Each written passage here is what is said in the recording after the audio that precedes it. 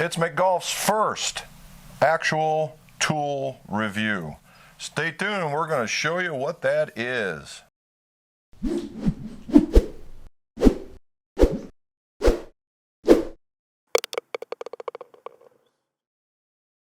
Welcome back to the McGolf Shop. Jim McCleary, most awarded certified club maker, club fitter, where you learn about club reviews, club fittings, and club repairs. And this is a tool review. As you know, I've done tools of the trade. This is going to be kind of an extension of that. So if you would, like and subscribe, swing and hit that bell, and that way you get more videos when they drop. And let's get started. What are some of the first jobs that you do when you get into club building? All right, here's a story for you. So you're a golfer that wants to get into, saving a little bit of money, and you think, well, what's the easiest job you can do? Well, I want to re-grip my clubs. Well, why are you going to do that? Because it's the one piece that's going to get worn out really fast, right?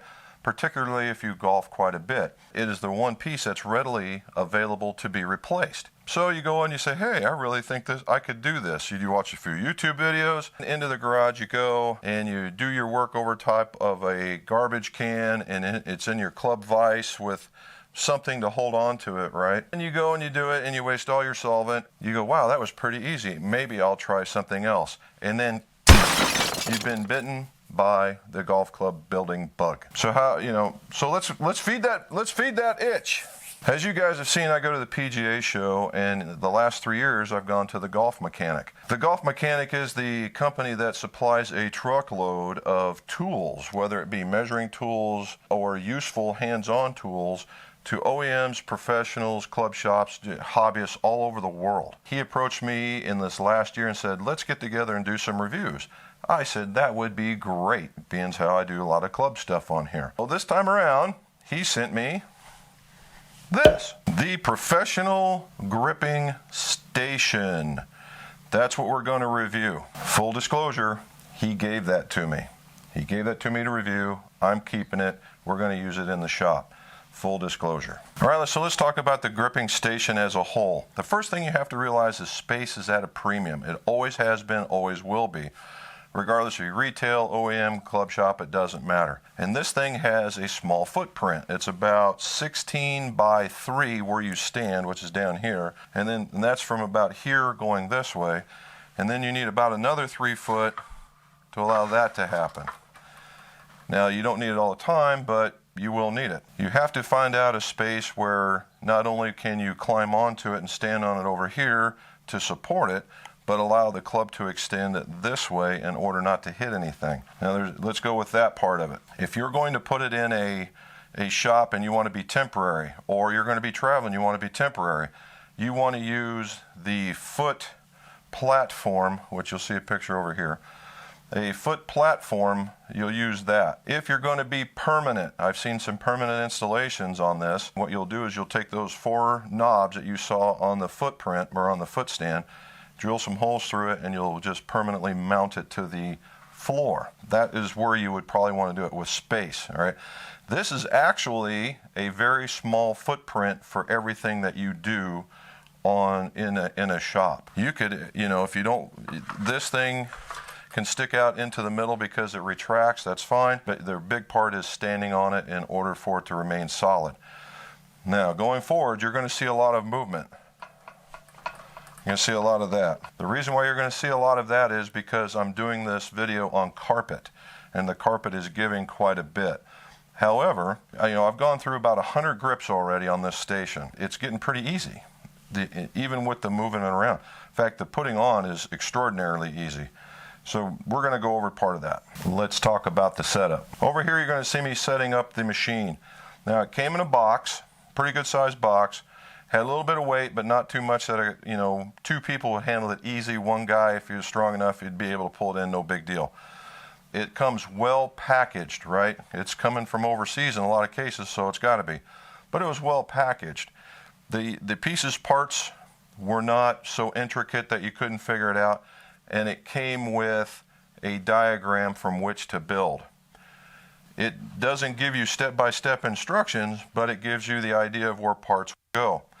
I will tell you this going forward. You want to start from the bottom, work your way up. That way, you don't have anything falling on you. Now, from start to finish, it took me 30 minutes to set this thing up, and I was by myself. From the minute I brought it into the door, set it down, and I was done, 30 minutes. Now, what do you get with that? You get a set of tools. All right, most of what you get here is you just need the Allen keys. However, there are 2 bolts and 2 nuts, in which case you're going to need a Phillips head screwdriver and a really small crescent wrench in order to fit whatever you need. Outside of that, that's all you need. Now, if you use 2 bodies, I'm sure you could get it down to 20 minutes or less, you know, everybody doing their thing. So the setup itself, very, very simple, very, very easy. Now we're going to talk about the features. All right, the heartbeat of most gripping stations is a clamp. This is what we call a mechanical clamp or a friction clamp. And as you can see, as you pull down, it wants to lock into place. That last bit is what keeps this thing in place. So how much pressure do you need? Well, let's use graphite just as an example. Now what? So absolutely no, do you see that? No real friction, and it doesn't hold, right? So what do you got to do? Well, you got to turn that knurled knob down. And do you hear how it just clamped a little bit? Right there, that very last bit. And you can adjust as much as you need until it's not going to move. And there you go. Now what you don't want to do is tighten it down so much that, see how much, right there is where my resistance is. Now at this particular point, you're at a go, no go of whether or not you're going to crush this shaft. And that was really close. All right, you don't, and the fact that this is brand new, you really don't need all that. So we'll back it off some. See how much difference that was? And it still has it secure in the project itself. Bonus here is that it has 2 guide rods, one on each side, and then the piston in the middle, that's so you have an equal application of force all the way down. It doesn't tilt like this, it doesn't get stuck, so you're in pretty good shape. After 100 grips, I'm getting used to it. I kind of like this one. You know, the up and down is pretty easy to use. All right, so what else do we have? Well, we have the tape dispenser, and we have our grip solvent sitting right here. The tape dispenser is the one that you can get from most other places. If you're one that uses a lot of build-up tape, you might look for to have the other piece that goes over here. However, this is it. Now, I've seen on tour vans where the build-up tape is being used this is the build-up tape. If that's what you're doing in your shop, then that's all you need to do. Solvent bottle is bigger than the one I use. I tend to like this one a lot better. It goes into the tray. The tray is wide enough to take the splash from the grip, which you'll see here in a little bit. It's deep enough to use most every grip or even a 15-inch putter grip. The longer ones, not so much.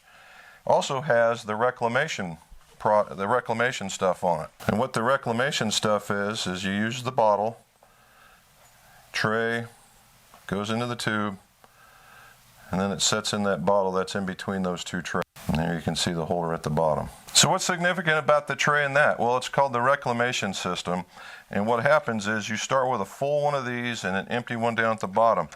Best part is that when this is empty, that one's full. All you do is you pull the tube out of the bottle that's in the bottom, put it in the empty one, put the cap on the new full one, and you start right all over again. No pouring like I used to do. I pour it into it each time that this guy got full. Well, this is just 10 times easier. That's what we're talking about here.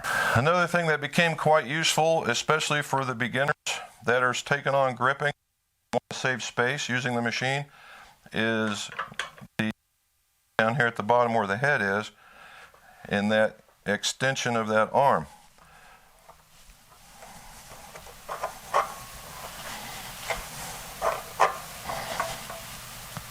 There we go. The flange at the bottom has a series of lines in order for you to line up your face.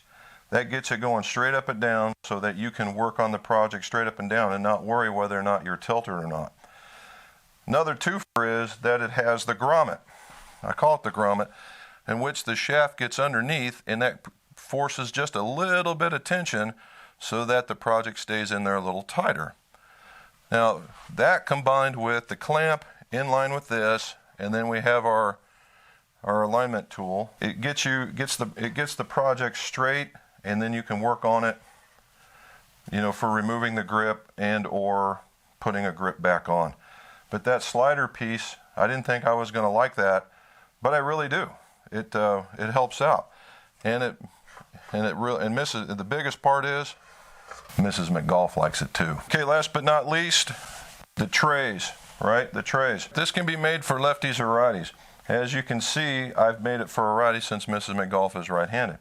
However, what it's got is it's got this shaft holders right here, in which case you can just set your project right there. On this side I have all the tools, and on this side it will hold all the grips. It could go vice versa because both of these boxes are similar. They're both coated in a nice red coating in order to make it stand out to go with the rest of the machine. I think it holds just enough in order to be efficient. So let's talk about some of the tools that you get. No machine is complete without a set of tools, and Mondaire doesn't disappoint. The very first one they get is a scraper. All right, you get a scraper. See if we can get that focused. All right, and the tape scraper is something I don't use personally because I use the heat and I tend to pull it off. However, particularly if you're portable and you don't have your propane, this is a real handy tool. Now, I did use it just to show that I could do it, or to tell you that I could do it. Right? And it works pretty good. It doesn't really, it will scrape some of the, what I call the poly coating. It will get some of that off, but the whole idea is not to bust into the body of the shaft. It does a pretty good job. The other part is you've noticed that since there are screws on here, that it's reversible. So if this thing ever gets too dull or dinged up, you could just turn it around. I like the fact that it has the ball so it sits in your hand, right? Sits in your hand real nice so you can get into that. Secondly is a big butt installer tool. This is an unsung hero of gripping in that, let's say you do like a Bubba thing and you put 12 rolls of tape on it. Somewhere along the lines, you're going to have to use something like this. What happens is you put the grip on this side and you slide it onto the shaft like that, and then you pull it out and the grip's on, this comes out. Mrs. McGolf uses this quite a bit because we get, still out there are some big butt shafts or a lot of guys that like building up because that's the feel that they like. And so we use this quite a bit. Finally, and one of my favorites, it was surprisingly so, the knife. You always got to have a knife. You always see me with a knife. Mine is more straight. Here in the States, we call this a carpet knife because you would grab it and you would pull across and you would do that. This came with a straight blade. However, in the handle, there is a pocket and it had a hook blade in it, and that's what I put on there. This thing's sharp. I didn't think I was going to really truly see the advantages of this. However, this angle, and you can pull across, is really something. So even if you're not, you want to look for this, right? This is a nice little tool. So these come with the gripping station. Let's do a grip. All right, I brought out an old driver of mine. You can tell it's not flashy at all. And it does need a grip because the grip is virtually 5-6 years old, and I very well may use this club. Here's how we're going to show you how it works. You get the shaft under the grommet. You push that arm until the grip is centered into the tray. See that? Where it's a little bit thicker shaft, so we make it a little bit bigger. Perfect, there it is. All right, bring out this now. What you're going to see in a lot of videos is guys will hold the club and they will pull up and they will pull out like that. And that's to keep the hook blade away from them. Nice safety precaution. However, when you do it and you're 90 degrees towards the project or the shaft, the back end has a chance to score the shaft. I'm all about safety. However, let's get real. The hook is facing inward. Even if you're pulling it towards yourself, there's a lot of tool here to protect you. And if you're doing it correctly, you're going to be wearing one of these anyway. And what I like doing is holding it 90 degrees to the project so I don't score it. And then that way, when I'm leading it, you see how my hand's leading? When I lead towards it, I pull, and then that way that doesn't come there. So we'll show you that. And there you go. Set that down. Pull that off. Now at this point, I would use some heat. I just wanted to show you what the scraper will do.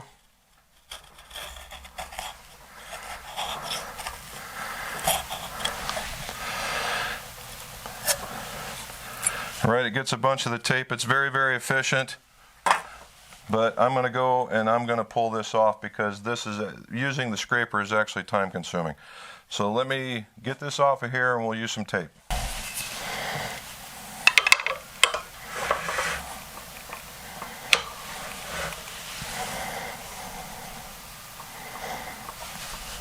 I got the tape off, just took a few minutes. Now we're going to put it back on and show you how easy this is. Okay, within arm's reach we have the tape.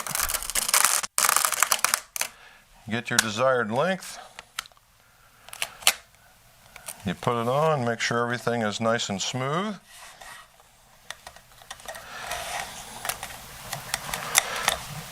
Cap the end. I'll be putting on one of my favorites, the Golf Pride MCC4.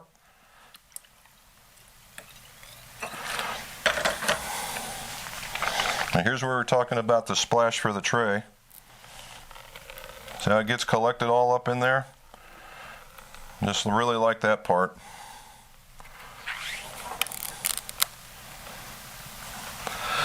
And there it is.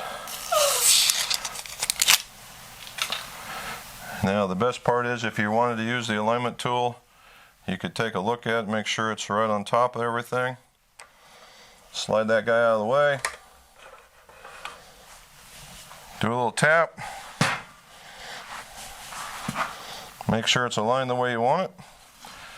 And voila, you're done. You put it up against the club rack. Okay, so a few pros and cons. Pros. The pros are it's very portable, right? Small footprint, well constructed, right? The materials aren't cheap on this guy. They're very, very well constructed. It's something that will stay with you for quite some time, no matter the volume of the shop. That's the part that I really like. When I go to buy tools, I go to buy one, not 10. I go to buy one. This would be a buying one, unless I wanted to upgrade. If you're a high volume shop, this may not be the unit for you, but they do make other ones for that particular application with air clamps and automatic feed, the whole 9 yards. It's actually quite nice. The other part is it's very simple to use, right? There's nothing outrageously complicated about this guy. Nothing. It's a great teacher in order for you to learn the simplest task of putting on a golf grip. Now, I say simplest task, however, there's a lot that goes into installing taking one off and then putting one on properly. And this is the station that will allow you to do it. The other part is everything is in reach, right? Everything's in reach. Your grips are right here on one tray. Your tools are on another tray. Thing is within a reach. Now, as Mondaire said in this last one, which was basically perfect. James, gripping is a simple process, but it takes many steps. A maker with a machine like this could do 2 sets, 3 sets of clubs in 1 hour. There is no wastage. You recycle your solvent, you have your meter grip tape dispenser, everything you need, even a little shelf for putting your tools is right there on site. A lot of our club maker friends, unfortunately, like to step over the dollars to pick up the pennies. He couldn't be more right. If you're one of those setups where you've got to go out and you got to go get stuff and you got to come back, and then you got to go out and get another piece and you got to come back, that's not helping. This is all put right in front of you. It shows everything that you need. So hopefully you liked everything that you saw. If you got any more questions, put them down there. We'll talk about gripping, and let's see your scores go low.